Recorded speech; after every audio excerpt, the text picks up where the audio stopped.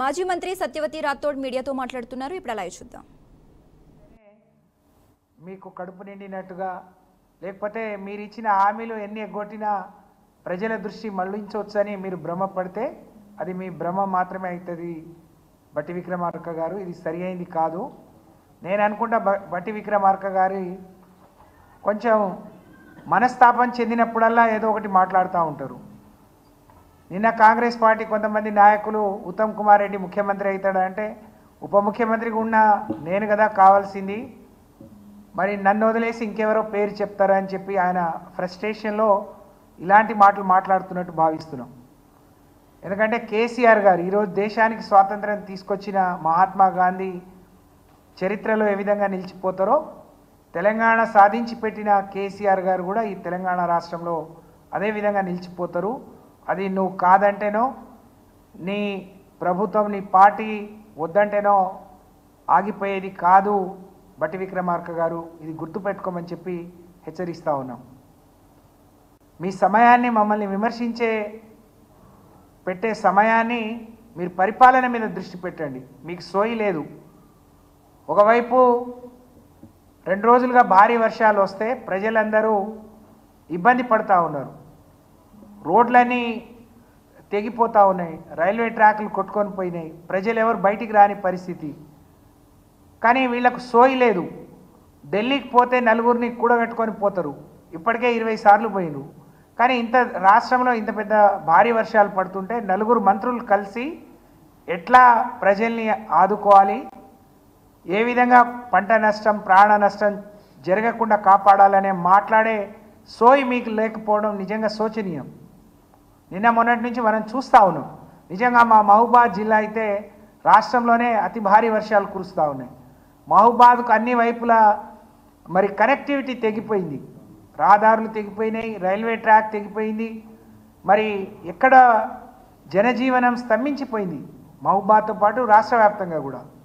దాన్ని పట్టించుకునే నాదుడు లేడు. కానీ పెద్ద పెద్ద విమర్శలు మీకు సిగ్గనిపించట్లేదా అని నేను ఈ సందర్భంగా గుర్తు చేస్తూ ఉన్నాను. ఒకవైపు మరి వర్షాలు వస్తే ఇబ్బంది పడుతున్నారు, ఒకవైపు ఏజెన్సీ అంతా పడకేసింది.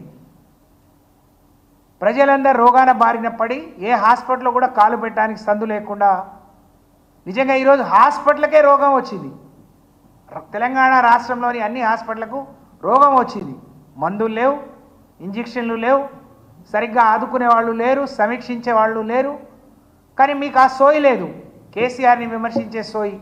కవితమ్మకు 5.5 నెలల తర్వాత బెయిల్ వస్తే బీజేపీతో కుమ్మక్కయిందని అంటారు.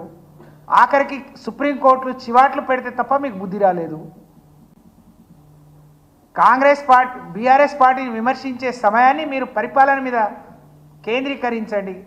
గురుకులాల్లో విద్యార్థులు అవస్థలు పడుతున్నారు. ఆడపిల్లలు రోడ్డు మీద వచ్చి ధర్నాలు చేస్తూ ఉన్నారు.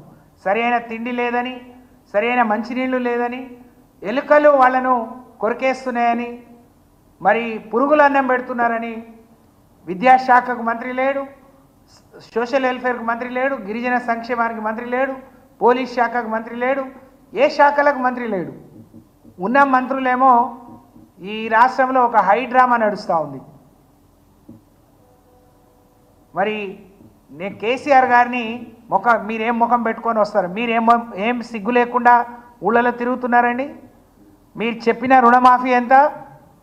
ముందు 46 కోట్లు 41 కోట్లు అన్నారు, 39 కోట్లు అన్నారు. బ్యాంకర్స్తో మీటింగ్లో 36 కోట్లు అన్నారు. క్యాబినెట్లో 26 కోట్లు అన్నారు. బడ్జెట్లో 26 కోట్లు అన్నారు. క్యాబినెట్లో 31 కోట్లకు అనుమతులు ఇచ్చిండ్రు. ఆఖరికి మీరు చేసింది 17,000 కోట్లు.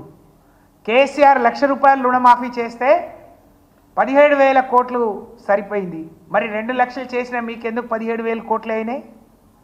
కేసీఆర్ ₹1,00,000 రుణమాఫీ 36 లక్షల మంది రైతులకు చేస్తే మీరు చేసింది కేవలం 22 లక్షల మంది మాత్రమే.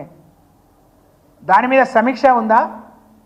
మరి అనర్హులు ఎవరు, అర్హులు ఎవరు, వాళ్ళకి ఏ విధంగా చేద్దామనే ఆలోచన సోయి మీకుందా? కేసీఆర్ 24 గంటలు, ఆ రోజు పగటి పూట చక్కగా 5 గంటల కరెంటుకు మరి ఇబ్బంది పడేది. 24 గంటలు కరెంట్ ఇచ్చినందుకు కేసీఆర్ బయటికి రావద్దా? ఆడపిల్ల రోడ్డు ఎక్కొద్దు బిందె పట్టుకోనని ఇంటింటికి నల్లా ఇచ్చినందుకు రావద్దా?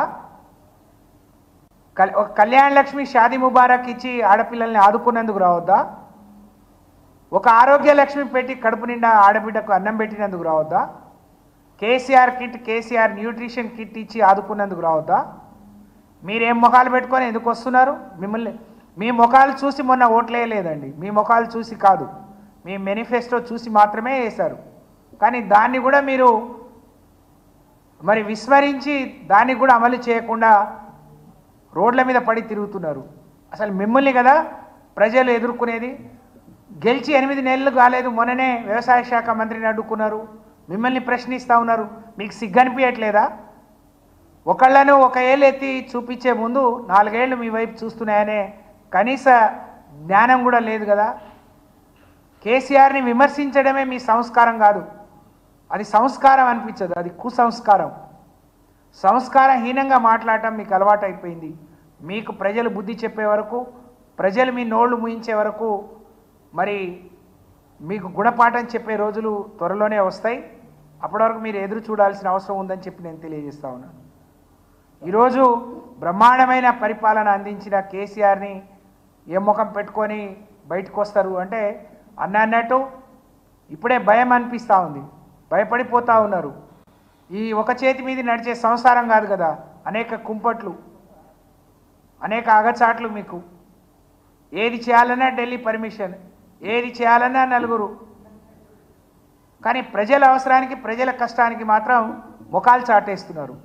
మీకేమాత్రం జ్ఞానం ఉన్నా మరి పరిపాలన మీద, ఈ సమయాన్ని పరిపాలన మీద పెట్టండి. ఆ పిల్లల్ని ఆదుకోండి. వాళ్ళకు వచ్చే రీఎంబర్స్మెంట్ ఎంత, వాళ్ళ మెనూ పెంచండి, వాళ్ళ డైట్ ఛార్జీలు పెంచండి, వాళ్ళ మెనూ సరిగ్గా అమలయ్యే విధంగా చూడండి. మీరు ఇచ్చిన హామీ అమలవుతుందా లేదా?